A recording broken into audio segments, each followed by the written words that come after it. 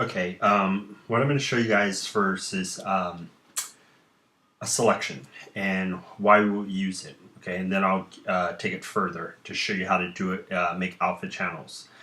So first thing, whenever we're drawing and painting inside of any digital application, if we're painting, it allows us just to paint freeform, freehand, all over the page. Okay, if you come over here, I'm going to use the lasso tool. Okay, so you can see where I'm pulling it out, lasso tool. When you draw your shape with the lasso tool, okay, it'll give you a shape. Okay, now I'm going to go back to my brush tool. And when I want to start painting, okay, it'll allow me to paint only inside of this selection. This is important because it's basically creating a mask, and it allows you to isolate areas of color manipulation if we're painting, and if we're doing curves or some kind of adjustment, anything's inside that selection, we'd be able to manipulate to make darker or lighter.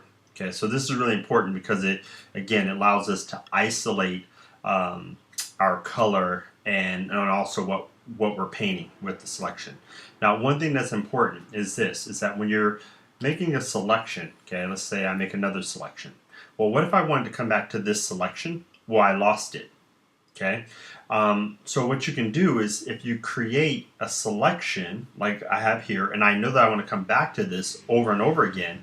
Okay, why did I lose it? Because I basically create a new one and start moving forward. Now, if I did Command Z, I could go back to it, but what I'm trying to do is show you guys if you move past this, you went further and started painting some more stuff, and then you want to go back to that selection, how could you get back to it without having to Command Z and lose all of the work that you just did? That's a better way to explain it.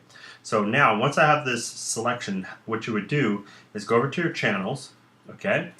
And then if you look here in channels, it'll say RGB, and you'll see it broken down into red, green, and blue. This is just showing you, RGB means that's all of the colors combined on one layer to show you what it looks as a visual representation. And then there's a red, green, and blue, and that's just breaking down the colors on individual color channels, and you can manipulate those if you want it. But that's just the top part of the channels. Now what we want to create is an alpha channel. An alpha channel basically allows us to store this shape. So how we would do that is we would come down to the bottom here, okay, and see this little square here, with a gray circle in the middle. We click on this, and then what happens is it'll create a little black and white representation of that shape. If I click right on the layer and turn the other eyeballs off, it'll always show us that selection just as black and white. Okay?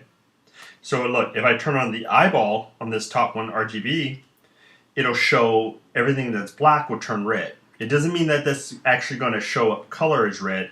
It just means it's showing it transparently so you could see the other side of the selection, the mask. Okay, so if I turn it back off, it's black and white. If I don't want to see the red also, I could turn off this eyeball here. Now, let me go ahead and deselect. Now, keyboard shortcuts are the same as if you're using Corel Painter, but I'll just show you where they are here. It's deselect Command D. Okay, if you're using a PC, it's going to be Control every time you see a command. So if you do Command D, it's gone. Now also, because we just got rid of that selection, if we wanted to reselect that shape right away, we would actually be able to do it. But let's say, I started creating a new marquee selection, right? And let me make sure when you're ready to paint, you have to make sure you're in the RGB top layer. Okay, that means you're now on layers. Okay, so if I start painting in here, and then let's say I made another selection, and I start painting inside of this. If I wanted to go back to that original selection, okay, what I would have to do is go to channels, and you'll see it right here. If you hold your command key down, you'll see a little hand with a square, and you tap right on this area of the icon, okay, you tap, and it'll select that marquee selection, okay, and so now you would be able to paint inside of that selection. Okay, this is very useful, and I mean, it will save you a lot of time. And one other thing I want to point out, let me go ahead and just pull up another file, this one. All right, So if you look, I have a flattened image. Okay, so in this image, the way this started off, it was a 3D object that I created in what program did I use? Cinema 4D. Okay, and I used my Cinema 4D, and I used also ZBrush. But for this one, it was Cinema 4D. And so what I did is when you output your 3D model shapes, you can output them to have alpha channels stored to them. And so what you'll notice is if I want to come in here and replace the sky or paint within sections on this image, I could, because I have these selections already. So look, if I hold Command and I tap, this means that I can paint on the inside here, right? See, basically this is what's happening, right? So it's actually going outside there. That means it's probably not pure black out there, but I'll explain that stuff as we go along later. So if we come over here, another one. So if we have, this is object buffer 1. So again, same thought. So see how that, it's really clean to the edge. That means, and I'll explain that in the next video or two, why the other one bled out. But it has to be 100% black and white if you don't want it to come through like that. So it'll make sense in a little bit. Okay. So again, I could go to each one of these objects, and it allows me to make a marquee selection around the different shapes, and then I could paint inside of them. Okay. And so if I just click on the icon like this and turn this off, so this is what I basically have. The black is the protection.